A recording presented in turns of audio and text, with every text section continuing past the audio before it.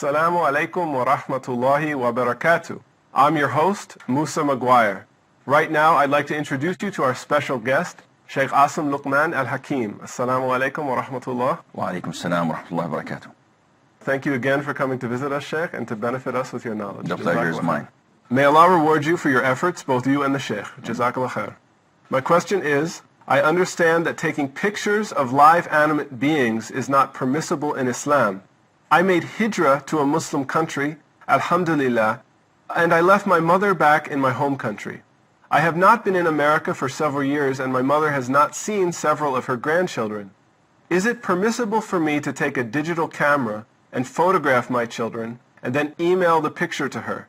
Keep in mind that they are not Muslims and she may print the pictures. The sister said that it's forbidden to take photos at the beginning of her question, and this is not completely true. It is an issue of different opinion among scholars. Some of the scholars say that all forms of photos, pictures, drawings of living creatures are considered to be forbidden. The authentic opinion, without going into details, is that taking photos with a camera, digital camera or whatever, this is permissible because you are not creating something. You are merely copying the image that Allah Azza wa Jal has created. It's like if I sign a piece of paper and somebody Xeroxes it. No one would look at the Xerox and say that this is a fabrication. It's my signature. So taking photographs is permissible, especially if there's a need for it. Now, what's not permissible is to keep these photos, to keep these pictures in a house without any legitimate cause or reason. Because then we have another hadith that tells us that the angels do not enter a house where there is a statue, picture, or a dog. If the angels would not come in, then the devils would. So we always try to purify our houses from having anything that prevents the angels from coming in, because they would protect us with the grace of Allah Azza wa Jal, of course, and they would pray for us and ask Allah forgiveness for us. So if there's a legitimate cause, it's okay to keep it, as in IDs, as in a book, a file, or whatever that you need for work. You have to have these pictures, it's okay. In the sister's case, if she's going to send these photographs to her mother to see her grandchildren, I believe that it is, inshallah, permissible. But if she could put a small note to her mother to dispose of these photos once she saw her grandchildren and enjoyed looking at them grow, she would recommend this. Not very harshly, but a recommendation. If she does, alhamdulillah. If she doesn't, then inshallah, I pray to Allah that the sister does not have anything wrong doing. Okay, thank you. Let's now go to Sam from Cairo. Go ahead, Sam. Assalamu alaikum, brother. Wa alaikum salam wa rahmatullah. The greeting I just endowed upon you is a plural. It's not only to the person itself, but supposedly it's to the guardian angels, which every person has amongst them. Like when you finish prayer, you say, Assalamu alaikum wa rahmatullahi wa barakatuh, right? So my question is, do people who are atheists, kuffar, do they also have guardian angels? And that's my question. Thank you very much. Okay, so people who are disbelieving in Islam, do they still have the guardian angels who we are also addressing when we say Assalamu alaikum wa rahmatullah? Actually, it's a different story altogether. Because when we say Assalamu alaikum, we are following the sunnah of the Prophet sallallahu alaihi wasallam by saying in plural. Now, does this mean if I go into a room with one person that I say Assalamu alaik, which is an individual, or should I say Assalamu alaikum? Well, I say Assalamu alaikum and I intend this brother, and I do not intend the guardian angels or anyone else. Because if I enter my house, whenever I go to an empty room, I don't say Assalamu alaikum, and then I start talking to myself, and people think that I'm nuts. What are you doing? So I'm talking with the guardian angels. We have here so-and-so and here and so-and-so. These are things that we do not see, but we believe. So when we say Assalamu alaikum, we just follow the sunnah to that person who is a Muslim.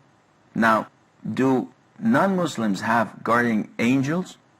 It appears to me that these angels either guard a person because he's a Muslim and because he's a human being, and they're following the orders of Allah. And also the non-Muslims, they may have guardian angels from Allah Azza wa Jal to protect them from certain things, not because they're non-Muslims, because this is life that they have to go through, and Allah Azza wa Jal gives them air, water, Allah feeds them, Allah makes them grow up to be healthy, and all of this is the work of Allah Azza wa Jal, and He orders subhanahu wa ta'ala His guardian angels to protect them to a certain extent, not because they're non-Muslims, on the contrary, hoping probably something in their destiny, it's something in Allah's knowledge whether they're going to convert or stay as they are, and then they're going to be punished for being guarded and not converting to or following the right religion. Thank you. Let's go now to Huda from Cairo. Go ahead. Assalamu alaikum. Wa alaikum assalam wa rahmatullahi wa barakatuh. In fact, I have two questions. First, Jazakumullah khairan for this useful program. My first question is, unfortunately, some Muslims believe that hijab is a sign of slavery and submission, and that women are subjugated to men, and men force them for wearing hijab. In fact, that makes me angry, and when I meet some people who tell me this, I want to convince them that it's a sign of freedom, not slavery. My second question is, does Islam permit Muslims to kill non-Muslims just because they are non-Muslims? Thank you very much, and assalamu alaikum. I think I got that. For the first question, hijab, I think you are wrong. It is a form of slavery, and it is a form of submissiveness, but not to men. It's for Allah Azza wa Jal. And I completely agree with you. It is a form of freedom for a sister to wear her hijab and go out. Now, imagine if we have two situations, two sisters, one wearing the hijab and the other is not. The one who is not wearing the hijab cannot go out of her house to do anything without spending an hour or so on makeup, thinking that her dress is matching in color, the watch goes with the shoes, and the purse must go with the earrings, and so on. And it's a hassle. She cannot go to a wedding, for example, or a party or whatever, because the people saw this dress a couple of months ago, so I have to buy another one and another one, and it keeps on going, and it's horrendous the way she lives and thinks. She's following the fashion. Every now and then she cannot afford it. She has to go out of her way to try and look as it pleases people. While the other sister just puts her abaya, just puts her gown and covers her hair and face, and she goes. And she feels protected. No one will look at her and see that she's a blonde or brunette, if she's beautiful or ugly, if she's old or young. They all respect this woman who is completely covered, and she is protected. No one would even have second thoughts about this. So it is a form of freedom, but what I want to advise you is, do not feel angry. Because when you feel angry, and this anger may lead to things that we do not like.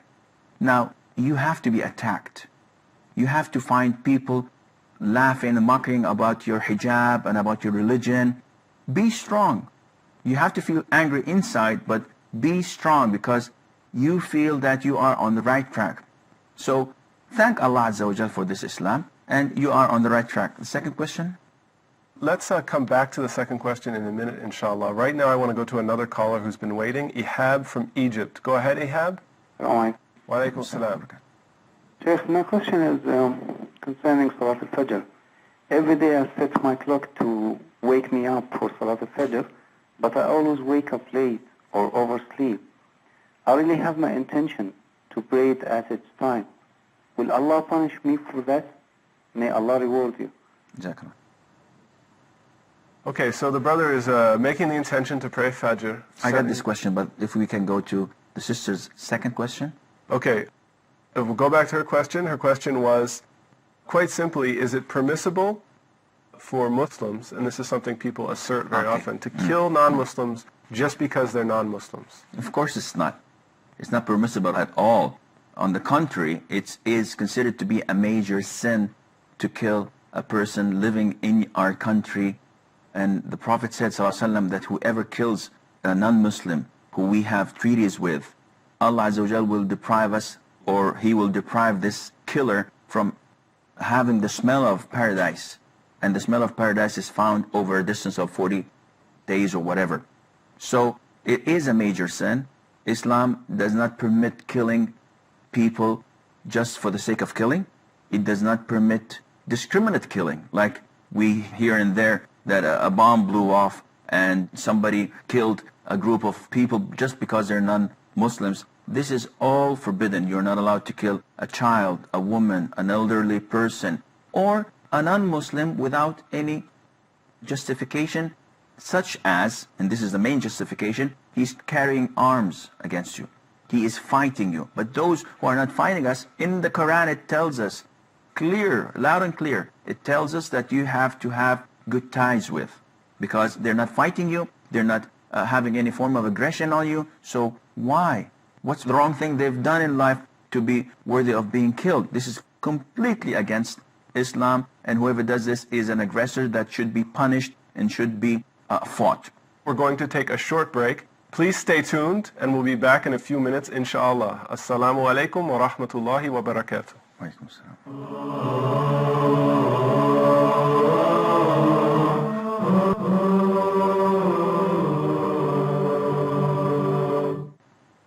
Assalamu alaikum wa rahmatullahi wa barakatuh. And welcome back. As for the brother question of prayer, your intention is not enough. Intention has to be combined with good deeds. So if a person's intention were clear and honest and sincere, without the good deeds, there's no point of it. It's like a person with a good intention for da'wah, for calling people to Islam, goes to a discotheque and picks up a woman to call her to Islam. He says, my intention is good. I'm dancing, I'm having good fun, a good time. My intention is to call her to Islam. This is completely unacceptable.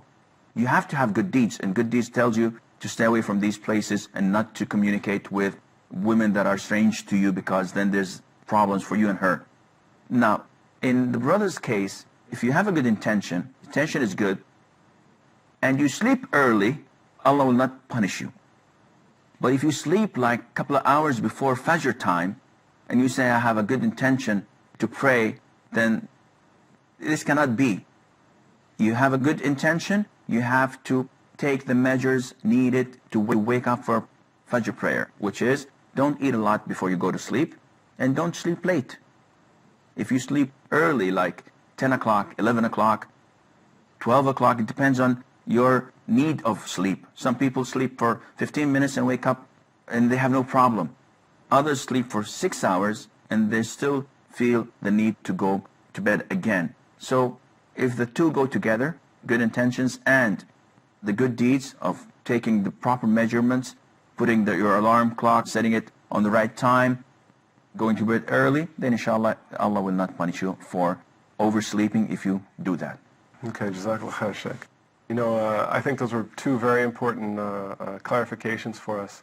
And I know especially with this issue of the idea that Muslims can just indiscriminately kill non-Muslims, it's a big misconception in the West. And I remember one time I took my father to the Islamic Center, who's a non-Muslim, and he met lots of the brothers and they were coming out and shaking his hand and smiling, and he said, you know, these are supposed to be the people I'm afraid of, and they're like some of the most gentle people I've ever met. So, you know, inshallah, we hope this helps clarify this issue for a lot of people. Inshallah, let's go back to email question now.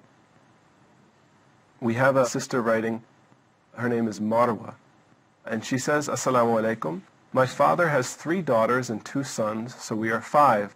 I know that in Mirath, the male gets double the female. My question is, while my father is alive, if he gets me a car and gets my brother an apartment and so on, should he get the rest of us the same things or give them the same amount of money? And then she says, Jazakallah khairan. First of all, during the lifetime of the parent, of the father, he has to be fair in whatever he gives.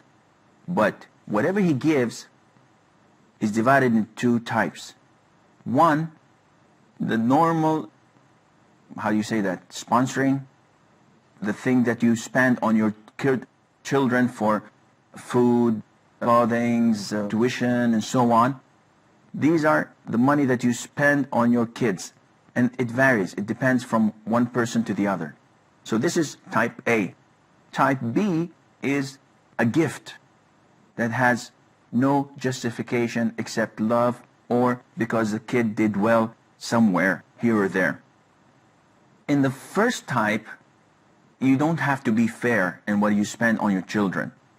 If I have money, my son is 19, 20 years old, and he wants to get married, I'll pay for his marriage.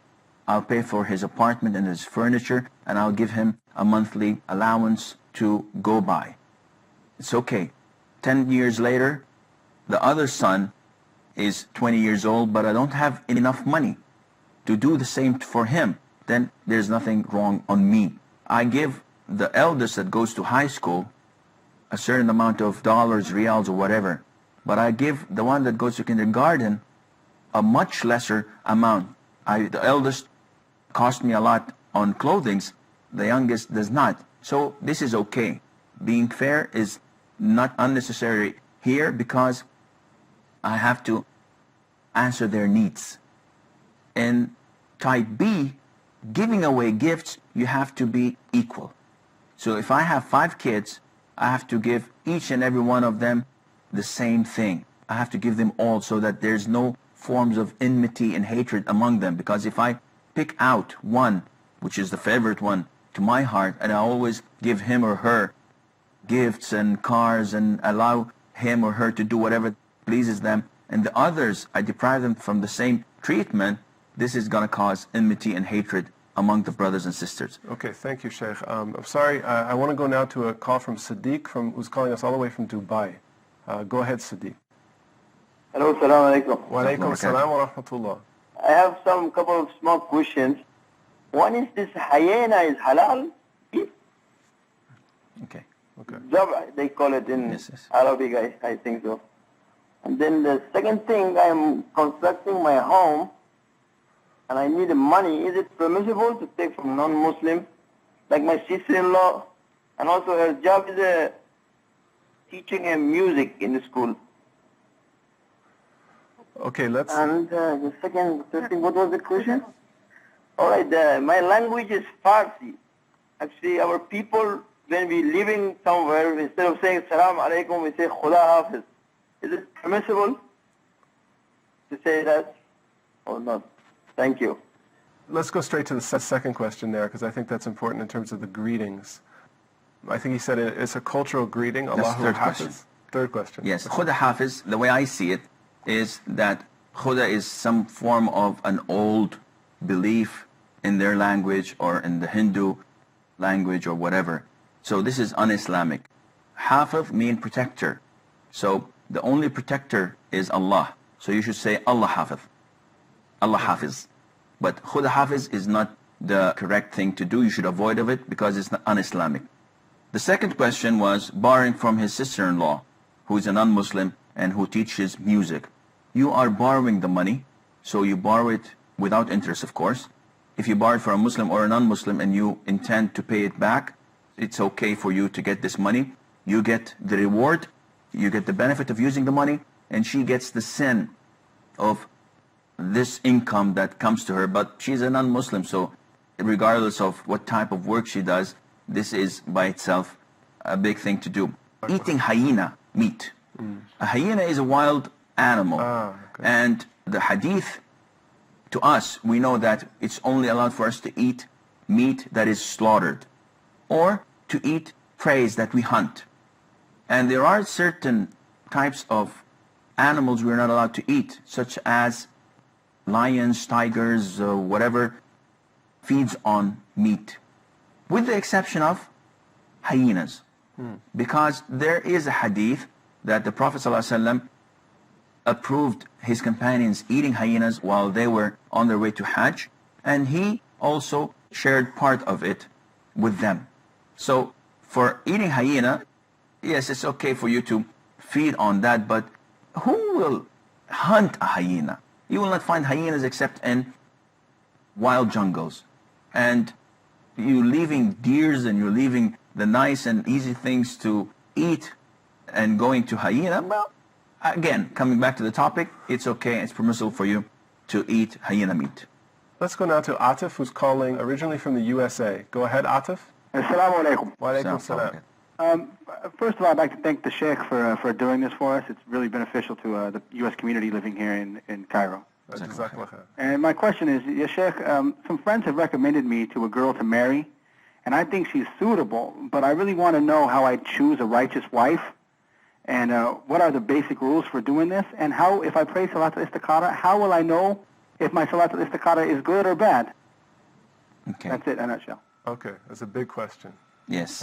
Knowing the right wife, and then also Salat al-Istikhara. Now, as for the brothers choosing a wife, it's difficult to put the Western culture and apply it to the Muslim culture. In the West, you have to test drive whoever you get married to, unfortunately. And this is completely unacceptable in Islam. In Islam, you check the girl, check her family, check her upbringing, and ask around if she's decent, if she's a good Muslim, if she's a practicing Muslim. They say it's okay, all the results are positive. Then you propose to the father, to the guardian, and then you get an interview. You sit with her for about 15 to 20 minutes or whatever. You look at her, she looks at you, you talk for a while. If you feel comfortable afterwards, alhamdulillah, marriage takes place. And that is it.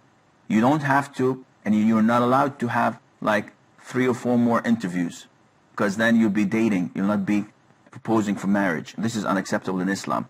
As for istikhara, istikhara is, a lot of people have misconceptions about istikhara. They think that if I pray 2 rak'ahs and make the supplication for istikhara, then lightning will come, or there's a small window in the heavens would tell me, do this, or I'll see it in my dreams. It's not the case at all. Istikhara in Arabic meaning asking Allah to choose for you.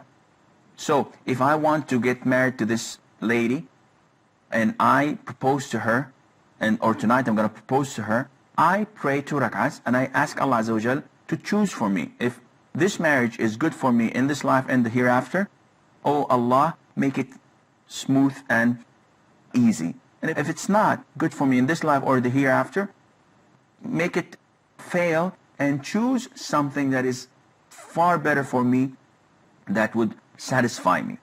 And then I go ahead and Allah will choose for me. If it's good, it's going to go smooth. If it's not, and this happened so many times with everyone of us. Even if you want to buy a car, you like a car, you have the money for it, you go to buy it.